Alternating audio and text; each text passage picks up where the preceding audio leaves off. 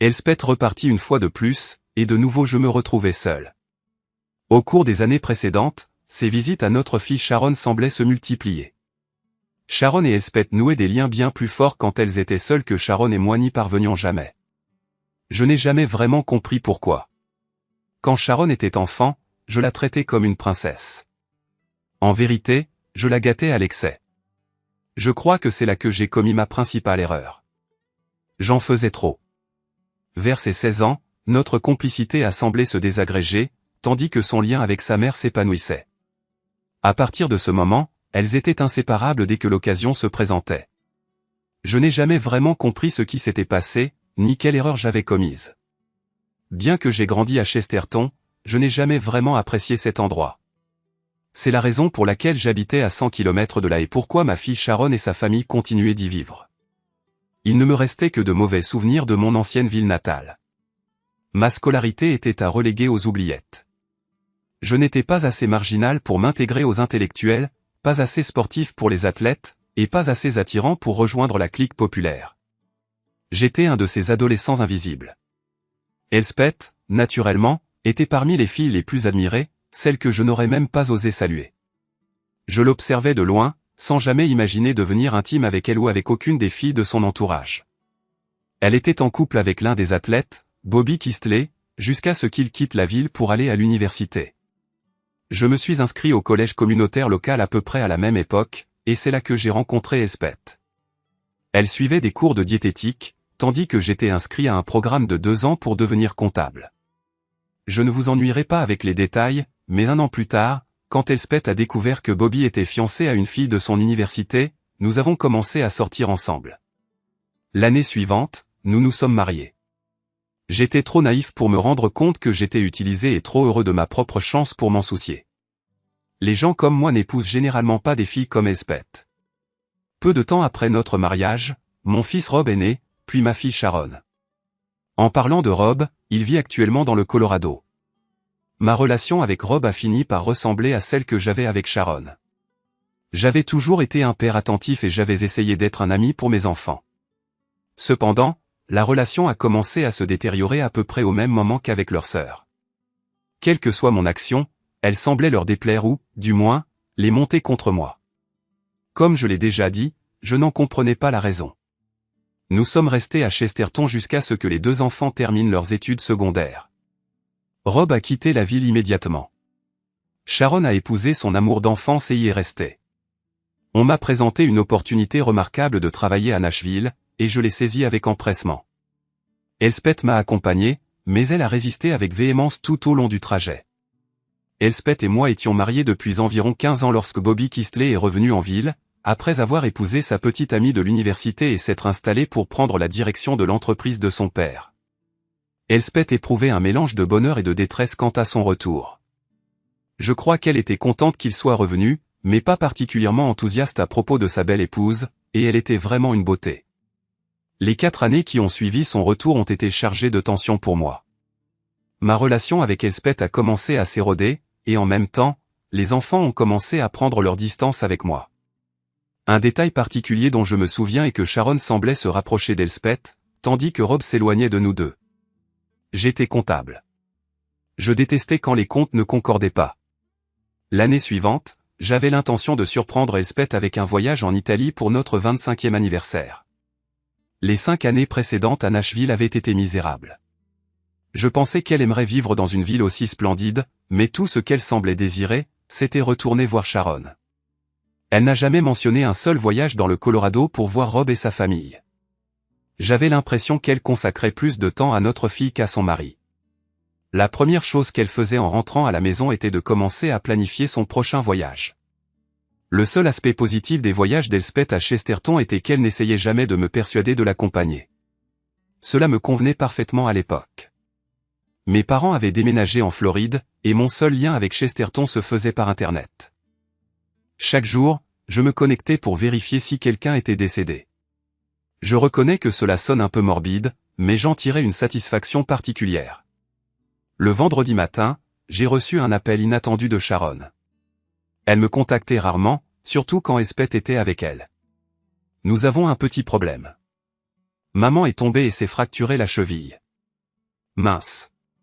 Comment c'est arrivé? Elle n'a rien d'autre? Elle va bien, papa. Hier soir, elle a trébuché sur le chien et s'est fracturé la cheville en tombant. Inutile de t'inquiéter ou de te précipiter ici, ou quoi que ce soit de ce genre. Maman restera avec nous jusqu'à ce que le médecin l'autorise à voyager. Je vais la ramener à la maison et puis je reviendrai. D'accord, si tu y tiens. Tu penses que ça prendra combien de temps? Probablement 2 ou 3 semaines. Elle est actuellement sous l'influence de sédatifs, mais je vais lui demander de t'appeler dès que les effets du médicament se seront dissipés. Tu es sûr que tu n'as besoin de rien? Comment vas-tu gérer les frais médicaux? Notre assurance s'en chargera. Tout va bien. Ne t'inquiète pas. Sharon a mis fin à l'appel, et je suis resté assis pendant un long moment, plongé dans mes pensées. Quelque chose clochait, mais je n'arrivais pas à discerner ce que c'était précisément. Je me suis installé devant l'ordinateur avec une tasse de café chaud et j'ai commencé à parcourir les avis de décès. Comme d'habitude, tous les défunts m'étaient inconnus, pour une raison ou pour une autre. Au lieu de fermer la page des avis de décès, je me suis rendu sur le site d'actualité locale. C'est amusant de voir comment la vie de quelqu'un peut basculer avec un simple clic. Le titre annonçait « Un résident local décède dans un incendie de maison ». L'histoire s'est avérée encore plus captivante. Robert Kistley a péri tôt le matin dans un incendie qui aurait été déclenché par un radiateur soufflant défectueux. Mark Kistley est décédé dans sa chambre, empoisonné au monoxyde de carbone induit par l'incendie. Une autre occupante de la maison a subi une fracture de la cheville lorsqu'elle a sauté du toit du porche du 2e étage. La femme blessée a été transportée à l'hôpital général local par l'unité de secours Keystone. J'ai trouvé étrange qu'ils aient omis le nom de l'autre réside, se contentant de dire que c'était une femme. Le reste de l'article contenait des informations générales sur Bobby. Il mentionnait que sa femme Audrey avait succombé à un cancer de l'ovaire il y a environ 4 ans. Il m'a fallu moins d'1 minute pour trouver le numéro de téléphone de l'unité de secours Keystone. Bonjour, ici James Pearson. Je crois savoir que ma femme a été blessée la nuit dernière, et votre équipe lui a porté assistance. J'aimerais connaître le montant que nous vous devons et comment je peux organiser le paiement des services. C'était une manœuvre périlleuse. En effet, je pouvais même me tromper, mais qu'avais-je à perdre? Je supposais qu'il serait plus que disposé à me fournir les informations, étant donné que je proposais de payer. Je présume que vous faites référence à Elspeth Pearson, correct? Oui, c'est exact. Quel montant vous dois-je, et où puis-je envoyer le chèque? Où acceptez-vous les cartes de crédit? Monsieur Pearson, il semble que vous soyez quitte de l'obligation. Sharon Dietrich a déjà réglé la facture dans son intégralité. C'est ma fille. Donc, je présume que tout est réglé. Absolument. Merci d'avoir appelé, et nous sommes heureux d'avoir pu vous aider. Cela confirmait effectivement la collusion entre ma femme et ma fille. Tous ces allers-retours avaient uniquement pour but qu'Elspeth et Bobby puissent être ensemble. Le fait que ma fille soit apparemment au courant et ait consenti à aider rendait la situation encore plus atroce. Il me serait difficile de lui pardonner. Je n'avais aucune idée de depuis combien de temps Elspeth voyait Kistley, mais je soupçonnais que cela avait commencé peu après le décès de sa femme, ce qui correspondait à peu près au moment où nous avons déménagé à Nashville. Le café a été remplacé par une bière fraîche. J'avais besoin de réfléchir. Quelque chose ne collait toujours pas. Sharon et Elspeth avaient commencé à se comporter de manière étrangement proche bien avant que nous déménagions dans le Tennessee. Il y avait quelque chose que je négligeais. Rob devait rentrer du travail dans environ 2 heures. Bien que nous n'ayons pas beaucoup conversé au cours des années précédentes. Cependant, j'ai ressenti le besoin de me connecter un peu avec lui. Peut-être pourrait-il m'aider à combler quelques lacunes. Je n'ai jamais fini cette bière. La fois suivante où j'ai pris une gorgée, j'ai commencé à avoir chaud. En vérité, je n'avais pas besoin d'une bière à ce moment-là. Je suis resté assis là pendant 2 heures, à réfléchir à mon mariage. Et en parlant de mariage, ils me semblaient tous assez sombres. Bien sûr, les seuls points de référence que j'avais pour comparer le mien étaient le mariage de mes parents et ce que j'observais à la télévision. Elspeth tenait une maison impeccable et était une cuisinière exceptionnelle. Elle ne m'a jamais refusé l'intimité, mais au cours des années précédentes, je n'avais pas été particulièrement intéressé. Il ne s'agissait pas de l'aspect physique, il s'agissait du lien émotionnel qui devrait l'accompagner. J'avais toujours envie d'intimité, j'en avais toujours besoin, mais je ne trouvais plus Elspeth attirante sexuellement. Il semblait que nous n'avions jamais été véritablement connectés, et maintenant je comprenais la raison. Je ne percevais pas son aventure comme une catastrophe, mais plutôt comme une opportunité. Son aventure m'a en réalité aidé à comprendre pourquoi nous nous étions éloignés. Maintenant que Bobby était décédé, j'étais quelque peu perplexe quant à la raison pour laquelle elle ne souhaitait pas rentrer à la maison le plus rapidement possible. Je supposais qu'elle réalisait que plus elle attendait, moins j'aurais de chances de reconstituer le puzzle. Plus elle pouvait dissimuler le fait qu'elle s'était fracturé la cheville au moment précis où Bobby avait péri, meilleures étaient ses chances de me le cacher. Il était temps de passer un coup de fil au Colorado. Rob, c'est papa. Salut, écoute, désolé de te déranger, mais j'espérais que tu pourrais m'aider avec quelques questions rapides. Bien sûr, papa. Qu'est-ce que tu veux savoir exactement? Sa voix ne sonnait pas particulièrement enthousiaste. Rob, il y a quelques années, quand Sharon et toi étiez plus jeunes, nous semblions tous beaucoup mieux nous entendre. Puis, soudain, tout a dérapé. Je n'ai jamais pu comprendre. Que s'est-il passé? Qu'est-ce qui vous a fait changer, vous deux? Peux-tu partager quelque chose avec moi? J'aimerais vraiment comprendre. J'ai perçu un soupir agacé à l'autre bout du fil. Je ne sais pas, papa. Je suppose que nous nous sommes tous simplement éloignés. Sharon et moi traversions ces années difficiles. Tu sais comment c'est. J'ai compris que cet appel allait être une impasse, alors j'ai pensé que je pouvais aussi bien l'interrompre et commencer à chercher des réponses ailleurs. D'accord, Rob, si c'est tout ce que tu as à dire, je vais laisser tomber. Je viens de découvrir que ta mère m'a été infidèle pendant plusieurs années. Je me demandais simplement si cela pouvait avoir quelque chose à voir avec l'effondrement de la famille. Je ne comprends pas. Ce n'est pas si compliqué, Rob. Infidélité, trahison, rupture des vœux conjugaux. Cela ne devrait pas être trop difficile à saisir. Non, papa, ce n'est pas ce que je veux dire. Tu as dit que tu viens de le découvrir. Qu'est-ce que cela signifie? C'est assez simple, aussi. Je n'ai appris que ce matin que ta mère a eu des relations intimes avec son ancien petit ami pendant plusieurs années. Zut. Cette petite créature. Elle m'a trompé. Veux-tu expliquer ce que tu veux dire? Cela s'est produit il y a de nombreuses années, lorsque nous étions encore au lycée. Un jour, Sharon et moi sommes rentrés à la maison plus tôt et avons découvert ma mère en pleine activité sexuelle avec un homme dans votre chambre. J'ai fui la maison, mais ma mère a arrêté Sharon et lui a parlé après. J'ai dit à Sharon que nous aurions dû vous informer dès votre retour à la maison, mais elle a dit que nous ne pouvions pas. Pourquoi aurait-elle fait ça?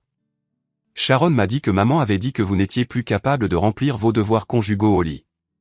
Alors, vous avez fait en sorte que cet homme fasse le travail à votre place. Sharon a affirmé que maman avait dit ça?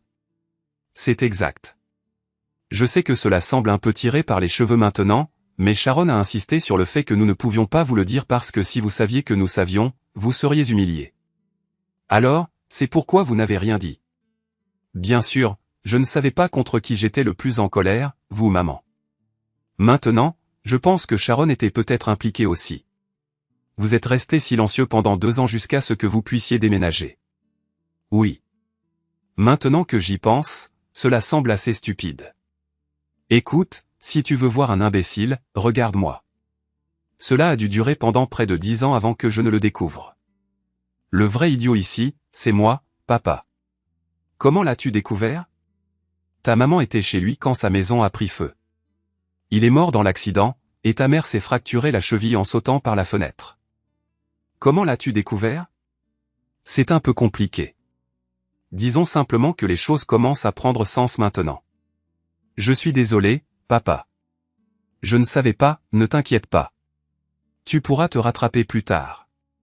Au fait, ne parle pas à ta sœur et ne lui fais pas savoir que je suis au courant que je pense qu'elle est de mèche avec ta mère. J'en suis sûr. Fais-moi savoir comment je peux t'aider. Je te suis redevable.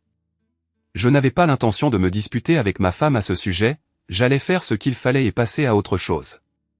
Une chose que j'ai réalisée très tôt, il n'y aurait pas de divorce. Je refusais catégoriquement de lui donner la moitié de tout simplement parce que l'État le disait.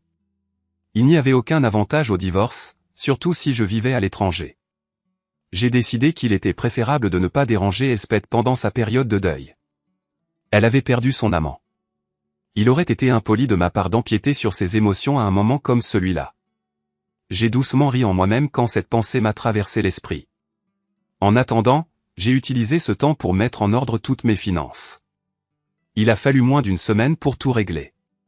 Le seul problème que j'ai rencontré était avec la banque qui détenait l'hypothèque sur la maison. J'ai essayé de déposer rapidement un acte de renonciation pour leur faciliter le processus de restitution de la propriété. Ils ont refusé et ont insisté pour que je remplisse mes obligations. Ou ils me traîneraient en justice. J'ai juste souri et je suis sorti de la porte. La réalisation que mon crédit serait ruiné ne semblait pas du tout me déranger. En fait, je trouvais ça légèrement amusant. C'est incroyable la quantité d'argent que vous pouvez réunir lorsque vous vous y mettez vraiment. J'avais plus de 480 000 $ avec moi pendant une semaine entière. Je n'ai pas entendu un mot de Sharon ni d'Elspeth. J'ai constaté que leurs efforts délibérés pour m'éviter ne faisaient que renforcer ma détermination. J'avais un passeport et suffisamment d'argent pour vivre confortablement pendant au moins 20 ans. Après cela, je devrais compter sur mes allocations de sécurité sociale, auxquelles j'aurais toujours droit, ou sur la générosité de femmes fortunées. Bien sûr, cette deuxième partie relevait davantage du vœu pieux que d'un plan solide. Je n'ai eu aucun mal à trouver un petit appartement à Collieri, en Sardaigne. Ce n'était pas loin du centre-ville, mais cela m'importait peu. Il y avait plein de petits magasins et de restaurants à quelques minutes à pied. Je ne parlais pas italien, mais étonnamment, je n'ai eu aucun problème réel à communiquer. J'étais convaincu que les choses s'amélioreraient avec le temps. Je ne sais pas ce qui m'a fait choisir la Sardaigne, mais j'étais content de l'avoir fait. Après avoir ouvert un compte bancaire, j'ai demandé un permis de séjour, puis j'ai installé une boîte postale dans l'un des magasins voisins. Malheureusement, je ressentais toujours le besoin de maintenir certains liens avec les États-Unis. La plus grande obligation qui pesait encore sur moi était l'impôt sur le revenu de l'année dernière. Je ne pouvais pas me permettre de risquer de perdre mes allocations de sécurité sociale à cause d'impôts impayés, et ce remords et ce doute persistant allaient plus tard me hanter pendant environ 6 mois. Tout s'est bien passé. J'ai réussi à rassembler tous les documents fiscaux nécessaires et à les déposer à temps. J'ai ressenti un soulagement lorsque l'IRS a encaissé mon chèque tiré de mon compte bancaire italien. La vie était belle.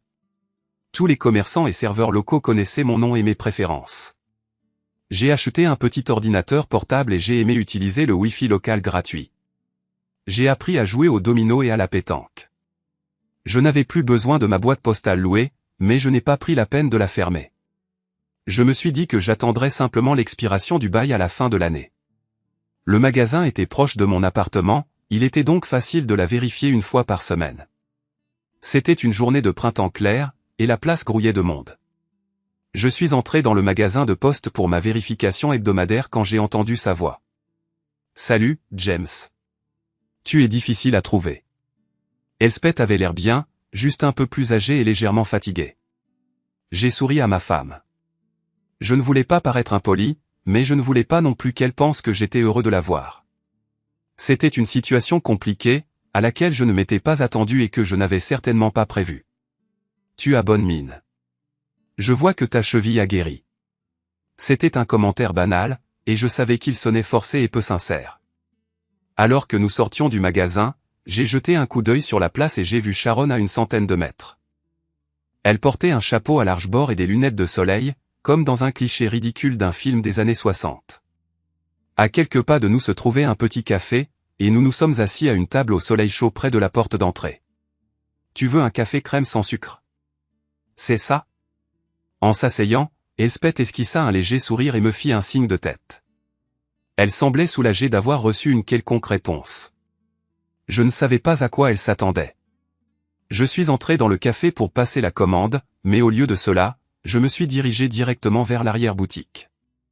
À ce moment-là, le propriétaire et moi étions en assez bons termes, et il semblait remarquer que quelque chose se passait. J'ai souri et pointé du doigt la table à l'extérieur où Elspeth était assise. Il a regardé, m'a rendu mon sourire et a hoché la tête alors que je me faufilais par la porte de derrière.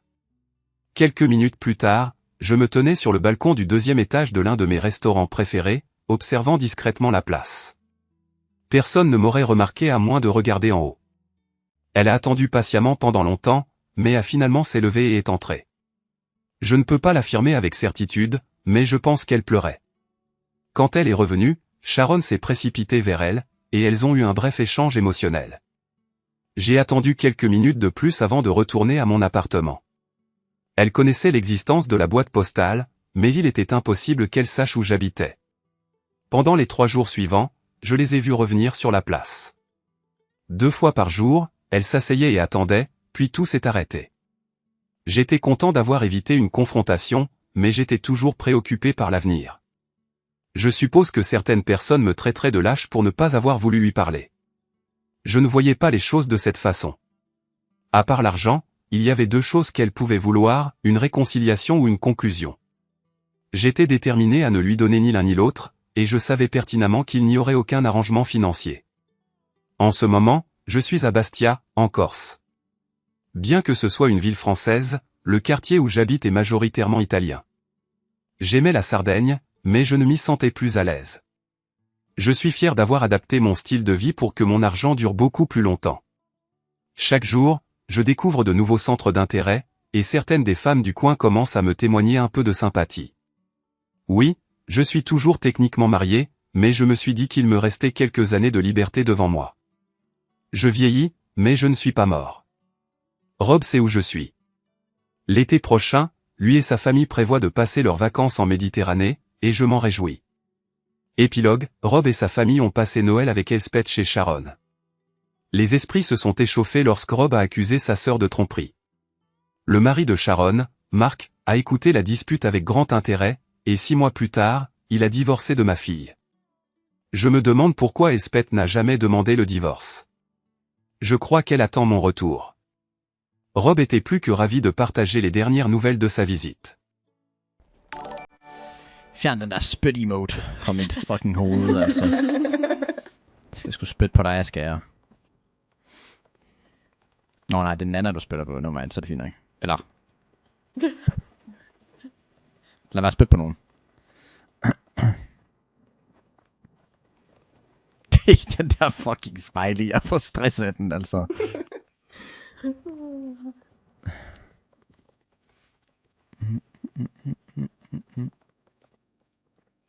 Prøv at lægge mærke til løgene her nu. Ikke en løg. Ligner løg. Hvorfor går I alle sammen over og nærstuderer det, mand? Hvad er det, der foregår? Lad os bare komme videre, altså. Hvad mener I? Løg! Prøv lige at skrive 1 i chatten, hvis det her, det ligner løg. Det er sgu da knogler. Det er Ja, det ribben. er knogler jo. Ja, obviously, men det ligner løg. Jeg har jo ikke sagt, det er løg, tror jeg. Jo, det har du faktisk. Nå, okay, jamen, så har jeg sagt det, men lad os bare komme videre, altså. Det er jo lige meget for helvede, altså. Jeg holder dig bare kæft fremadrettet. Ja, Så bliver skrevet 2 i min chat. Jamen, det gør der sgu også her. Ja. Så det er sgu fint. Udstemt. Ja, så er alt jo som det plejer, kan man sige. Ej, nu stopper den.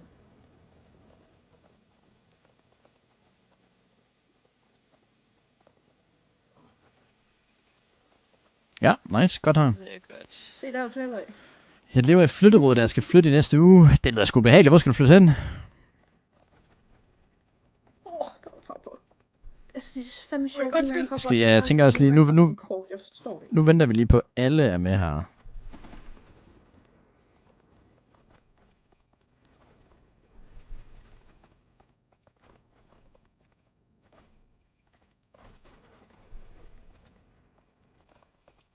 Ja, tak. Og løg. Hold kæft. Jeg gider ikke mere propaganda fra jer. Lige over på den anden side af vejen. Nå for helvede. Ej, der er heldigvis ikke så langt, så Lykke. Nej, jeg har ikke lige lært ordet propaganda i dag, Smilla. Du har bare brugt det rigtig mange gange allerede i dag. Ja, fordi det er ren propaganda, der bliver snakket om herinde. Altså, det er sgu da utroligt. Okay. Dit problem. Ja. Det kan jeg jo godt høre. Nu skal vi lige bevare den gode stemning på holdet her. Ja, jeg vil sige det til Smilla. Ja. Jeg er sgu glad. Og Rigtig fin også dag i en dag. Jamen, det er godt. Det lyder også bare sådan, Smilla. Du lyder bare som sådan en fucking solstråle af energi, gør du. Altså. Så Martin, du må jo vide, at det er sådan her, jeg altid lyder. Det ved jeg ikke, hvad du mener med.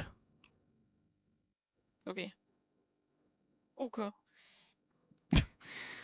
Elsker Smillas glade stemme. Ah, så er der en, der gør. Det er mig, Hvor der skal får du det. hen? Ja, det ved jeg ikke. Jeg troede lige, vi var et andet sted, end hvad vi var.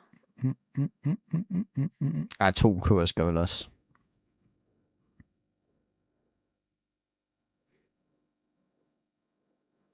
Nice.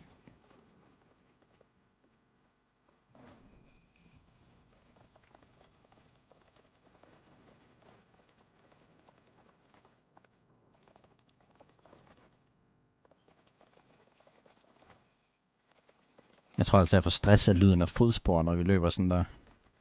Spiller du med lyd på? Ja. Nej, det gør du, hvis du kan høre dem skrige. Ja, okay. Det gør jeg ikke. Okay, og vi tager trampolinerne med det samme, hvis vi lander på dem. Ja. Nej, I guess. Nej. Måske. Ah, Bare land her. Okay. videre. Jamen så videre, I guess. Altså har vi ikke lige aftalt, at vi ikke skulle lande? Nej, jeg sagde faktisk det modsatte, men altså, det er også fint nok. Var det ikke... Hvad? Der var der en, der sagde, at vi Hvad? bare landede på trampolin. Ja, men det var ikke mig. Altså, jeg sagde, så lander vi bare fra nu af, fordi I kunne ikke finde ud af, hvornår vi skulle hoppe videre, og hvornår vi ikke skulle. Men det er fint nok, altså. Det er dig, der ikke kan Det finde ud der. af det. Okay. Det er dig, der stresser. Nå, er det mig? Nå, Træk nu vejret. jamen, der kan man da bare se. Hvad skriver Nightbot her? Husk at join min Discord. Det skulle da rigtigt nok. Tryk på linket, gutters. Nej, Rilo, jeg havde dig kun nogle gange. Hader der altid nogle gange. Nej, Okay. Hvad er det, der foregår? Jeg kan læse lige min chat, mens jeg gik fremad. Det vil jeg. Ain't joining shit, bro. CSGO, sweetie. Tryk på Når den linket. går væk igen. Hvorfor er det, Martin tror, det er ham, der Nå, okay. Nej, okay. Nå, vi Så hopper den bare. Okay. Nu rolig. Hvad der står, hvorfor er det Martin tror hvad, siger du? Hvorfor er det, Martin tror, at det er ham, der er in-game leader? Det har jeg aldrig sagt. Nej. Hvem skriver det? Jeg skal lige vide, hvem jeg skal bande. Er det Tanketorsk? Du har sgu bandet Tanke.